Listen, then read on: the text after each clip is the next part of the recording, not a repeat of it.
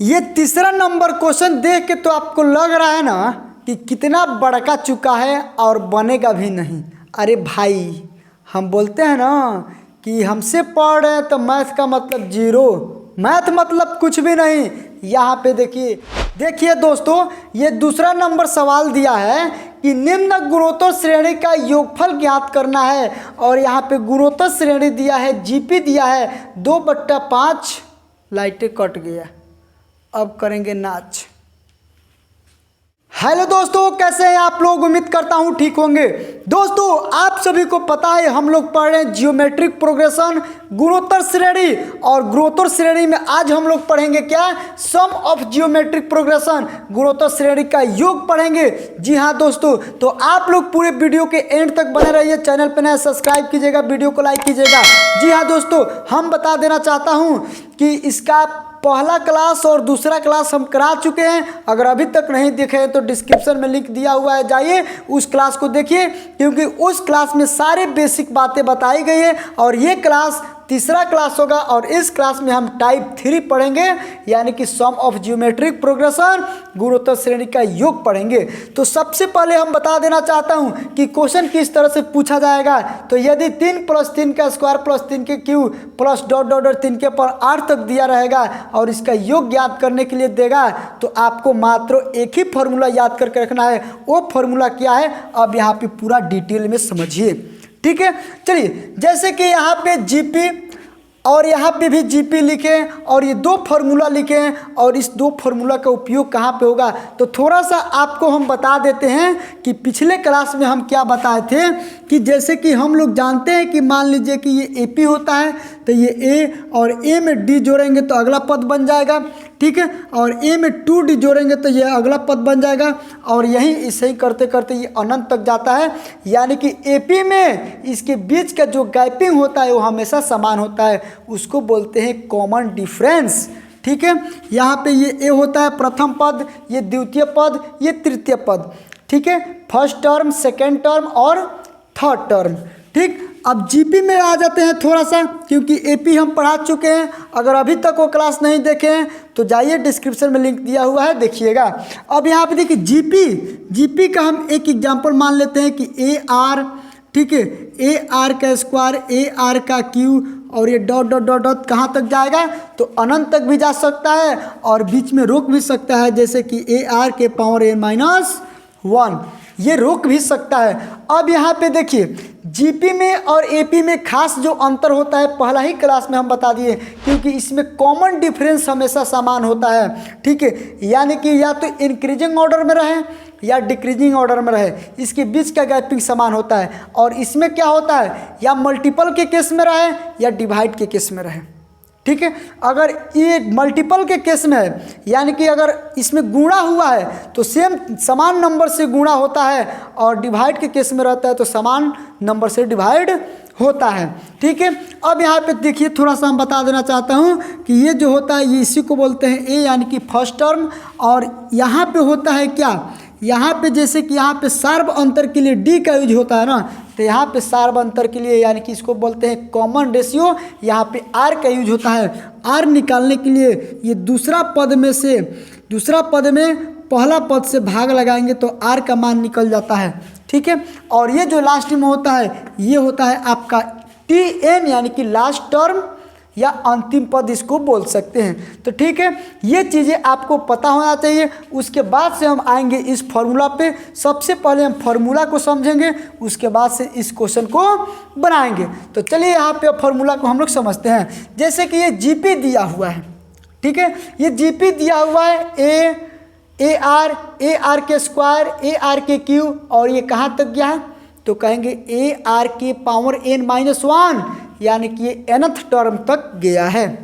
ठीक है, यहाँ पे सीमित है कि यहाँ तक गया है, लेकिन इसमें सीमित नहीं है कहाँ तक गया है, ये पूरे अनंत तक गया है, इन्फिनाइट तक गया है। ठीक है, तो इस केस में हम लोग क्या करेंगे, यहाँ पे देखिए, सबसे पहले इसको देख लेते हैं कि n टर्म तक गया है, nth टर्म तक। ठीक है, तो इसका अगर योगफल निकालना हो ना, इसका योगफल निकालने के लिए ये फॉर्मूला काफ़ी है।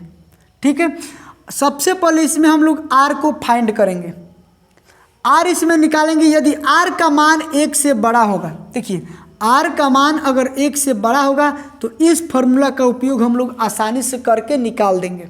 ठीक है, यदि आर का मान 1 से छोटा होगा, देखिए ये छोटा है ना, यहाँ पे आर का मान 1 से छोटा होगा तो इस फॉर्मूला का उपयोग करेंगे और आसानी से हम लोग क्या करेंगे, निकाल देंगे।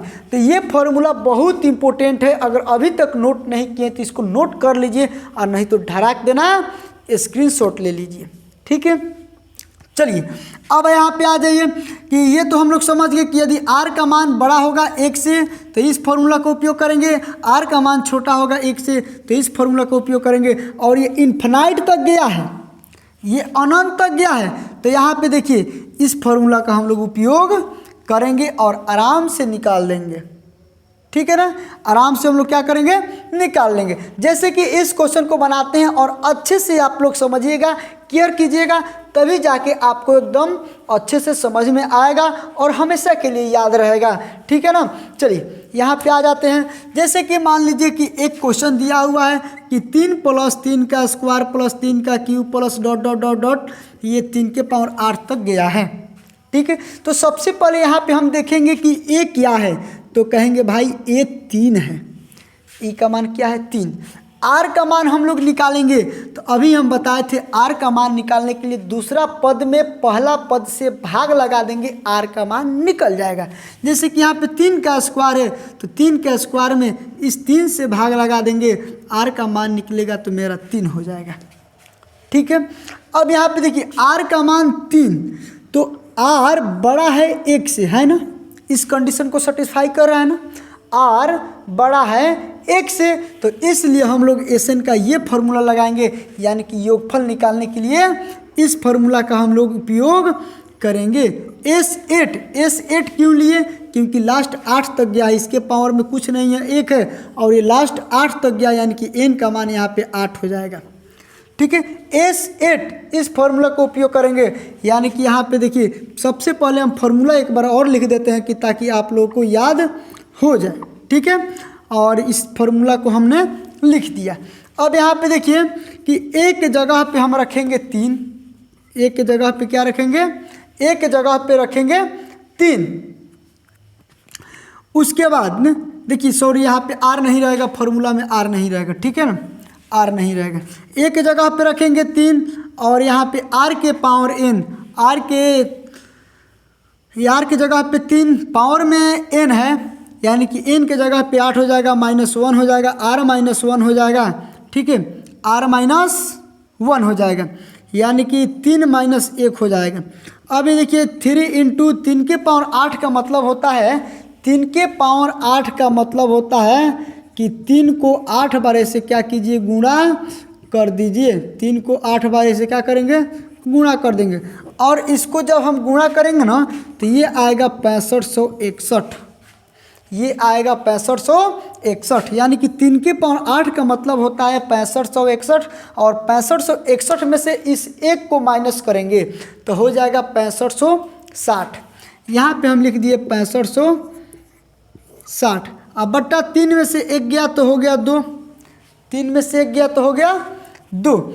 अब इसको हम कटा देंगे तो 2 × 3 = 6, 2 × 4 = 2 × 8 = 16, यानी कि 3280। 3280 में हम 3 से गुणा करेंगे तो कितना हो जाएगा, 0 के 0, 8 × 3 = 24 के 4 हासिल 2, और 3 × 2 = 6 और 2 8 और 3 × 3 = 9, यानी कि ये 9840 इसका आंसर हो जाएगा। यानी कि 3 + 3 का स्क्वायर प्लस 3 का क्यूब और 3 के पावर 8 तक, इसको सबको हम जोड़ेंगे क्यूब करके तो मेरा आ जाएगा कितना, 9840।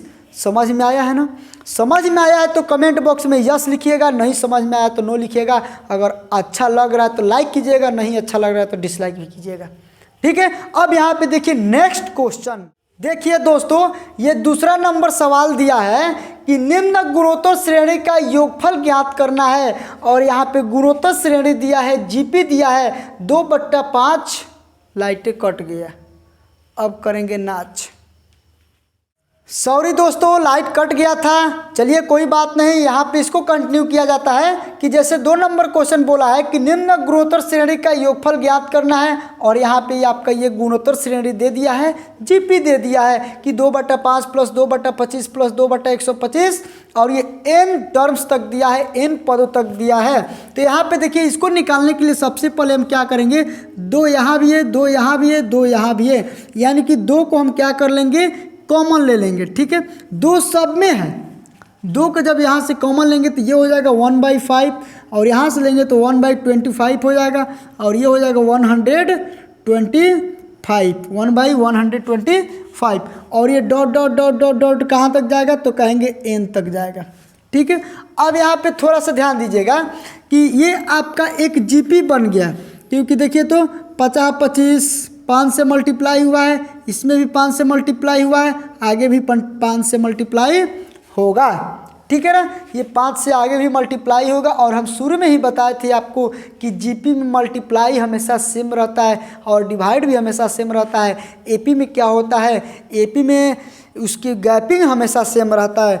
अगर इसका योगफल या इंक्रीजिंग ऑर्डर या डिक्रीजिंग ऑर्डर दिया रहता है तो वो हमेशा समान रहता है। यहाँ पे देखिए, चलिए उसका बात छोड़िए कि ये देखिए अब 1/5 + 1/25 ये आ गया, यानी कि ये एक प्रकार का जीपी हो गया। ठीक है, अब यहाँ पे देखिए, इस जीपी में हम सबसे पहले क्या करेंगे कि ये हो गया आपका a का मान 1/5। ठीक है, और ये आपका r का मान निकालने के लिए दूसरा पद में पहला पद से भाग लगा देंगे, 1/25 में भाग लगाएंगे 1/5 से, और यही क्या होगा कि उलट जाएगा, 1/5 है तो 5/1 हो जाएगा। यानी कि देखिए ये हो गया 5/1, 50 25 हो गया। ठीक है, ये हो गया आपका 50 25, यानी कि ये हो गया आपका 1/5। 1/5 क्या है, तो कहेंगे 1/5 r से छोटा है कि बड़ा है, तो कहेंगे r से ये छोटा है। और जब r से छोटा रहेगा तो इस केस में इस फॉर्मूला का हम लोग उपयोग करेंगे, एसएन का, यानी कि इस एसएन का फॉर्मूला का उपयोग करने के लिए एसएन। ठीक है, a यहाँ पे लिखा है, a की जगह पे 1/5 हो गया। ठीक है, 1 - r के जगह पे आपका 1/5 हो गया, और पावर में n दिया है, हम यहाँ पे पावर में n लिखेंगे। ठीक है, और उसके बाद से क्या है, बट्टा 1 - r दिया है, तो यहाँ पे लिखेंगे 1, और -r के जगह पे 1/5 ही रहेगा। ठीक है, इस तरह से हम लोग क्या करेंगे, फॉर्मूला पे सेट कर लेंगे। उसके बाद देखिए ये हो गया 1/5 इंटू ये हो गया 1 - 1/5 के पावर n। ठीक है, और बट्टा इसको हम कैलकुलेशन करेंगे तो 5 × 5, 5 में से 1 गया 4/5, ये हो गया आपका 4/5। अब थोड़ा सा यहाँ पे ध्यान दीजिएगा, इसको यहाँ पे बना देते हैं 1/5 इंटू ये हो गया 1 - ठीक है 1 - 1/5 के पावर n। ठीक है, और उसके बाद से ये 4/5 उलट जाएगा तो 5/4 हो जाएगा। 5 से 5 कट गया, यहाँ पे बचा 1/4, यहाँ पे हम लिखते हैं 1/4 नीचे, और उसके बाद से देखिए कि 1 - 1/5 के पावर n, और यही दिया हुआ है ऑप्शन में, ऑप्शन नहीं लिखेंगे का। ठीक है, कोई बात नहीं, याद रखिएगा यही इसका आंसर हो गया। और एक चीज़ और यहाँ पे थोड़ा सा ध्यान दीजिएगा, छूट गया। ठीक है, ये जो 2 कॉमन लिए हैं ना, ये 2 कॉमन यहाँ पे रहेगा ही, ये 2 कॉमन यहाँ पे रहेगा। सॉरी गलती हो गया, ठीक है माफ़ कीजिएगा, यहाँ पे 2 कॉमन रहेगा ही। ठीक है, ये 2 हम छोड़ दिए थे, कोई बात नहीं, यहाँ पे अब लिख दिए ये 2 कॉमन रहेगा ही, और ये हो गया आपका आंसर। ठीक है, समझ में आ रहा है ना, समझ में आ रहा है तो लाइक करते जाइए। देखिए दोस्तों, ये तीसरा नंबर क्वेश्चन देख के तो आपको लग रहा है ना कि कितना बड़का चुका है और बनेगा भी नहीं। अरे भाई, हम बोलते हैं ना कि हमसे पढ़ रहे हैं तो मैथ का मतलब 0, मैथ मतलब कुछ भी नहीं।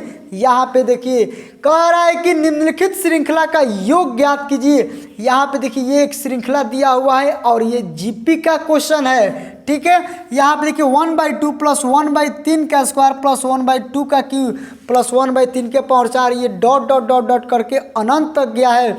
यहाँ पे देख सकते हैं हर स्टेप में ये चेंज हुआ है। ठीक है, 1/2 प्लस 1/3 के स्क्वायर दे दिया, उसके बाद 2 का क्यूब दे दिया है।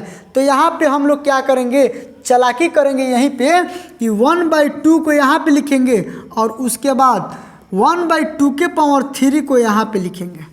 ठीक है, इसको और इसको एक साथ है, और जहाँ भी 2 है इसके पावर कुछ भी रहे उसको एक साथ लिखना है।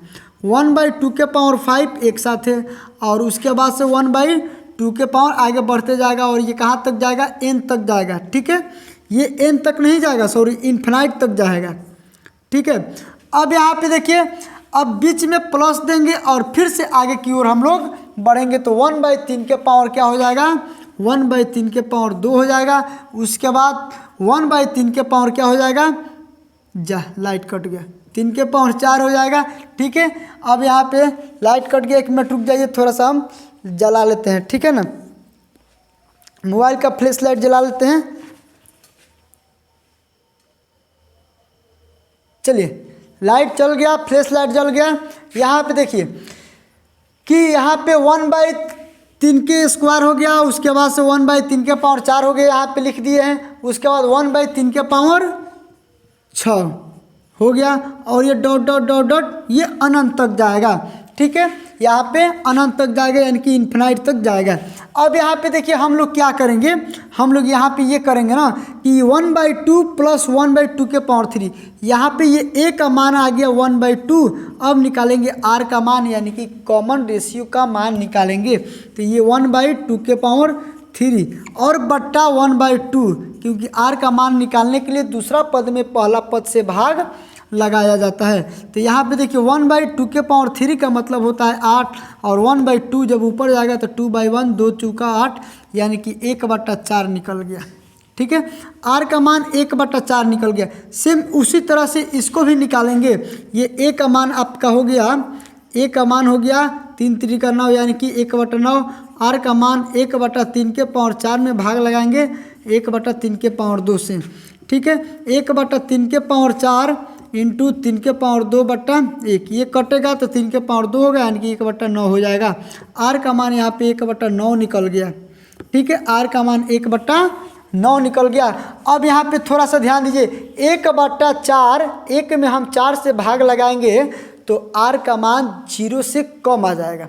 और हम बताए हैं कि यदि r का मान, ठीक है, r का मान 0 से कम आए चाहे 0 से ज़्यादा है, उससे मतलब नहीं है। अगर ये इन्फिनाइट तक गया है तो बस आपको ये फार्मूला लगाना है, एस इन्फिनाइट, कि ये फार्मूला लगाना है क्या, कि 1/, अभी यहाँ पे हम लिखे थे 1/a/1 - r, ये फार्मूला आपको लगाना है। ठीक है, इसमें भी यही फार्मूला लगेगा कि a/1 - r, यही फार्मूला यहाँ पे क्या करेंगे, हम लोग लगा देंगे। अब यहाँ पे देखिए a का मान दिया हुआ है यहाँ पे 1/2, और उसके बाद बट्टा 1 - r 1, और माइनस r के जगह पे 1/4। देखिए लाइट तो आ गया, लाइट आ गया ना।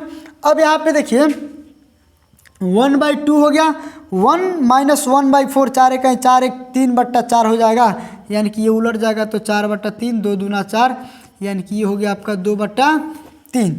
ठीक है, अब यहाँ पे देखिए इसका भी मान निकाल लेंगे। 1/1 - r, a का मान दिया है 1/9, और 1 - r का मान दिया हुआ है 1/9, इसका भी उतना ही आया है। तो 1/9 इंटू 9 1 9, 1 9 में से 1 गया 8, 8/9, यानी कि उलट जाएगा तो 9/8 हो जाएगा। ये कट गया, यानी कि 1/8 हो गया। अब यहाँ पे देखिए ये 1/8 और 2/3, अब इन दोनों को हम जोड़ देंगे। देखिए ये जो निकला हुआ है 2/3, ये यहाँ तक का योगफल निकला हुआ है, और 1/8 निकला हुआ है, वो इसका योगफल निकला हुआ है। अब इन दोनों को अगर हम यहाँ पे जोड़ देते हैं ना, ये इसमें ला के जोड़ देते हैं तो 3 8 कैल्शियम हो जाएगा 24, 3 8 24, 8 दूना 16 हो जाएगा, 8 3 का 24, 1 3 हो जाएगा 16, 3 19/24 इसका आंसर हो जाएगा। तो आप लोग इसको इस तरह से भी बना सकते हैं। इतना बड़ा क्वेश्चन देख के मत घबराइए, सिंपल क्या करना है आपको कि 1/2 यहाँ पे जहाँ जहाँ 2 का पद है एक साथ कर लीजिए, और जहाँ जहाँ 3 वाला है एक साथ कर लीजिए, और उसके बाद इसका योगफल निकाल लीजिए, इसका योगफल निकाल दीजिए, दोनों को जोड़ दीजिए, इसका आंसर हो जाएगा। ठीक है, अगर समझ में आया है ना तो लाइक कीजिएगा, नहीं समझ में आया डिसलाइक कीजिएगा, कमेंट करके ज़रूर बताइएगा कैसा है। और मिलते हैं नेक्स्ट वीडियो में, तब तक के लिए बाय, जय हिंद।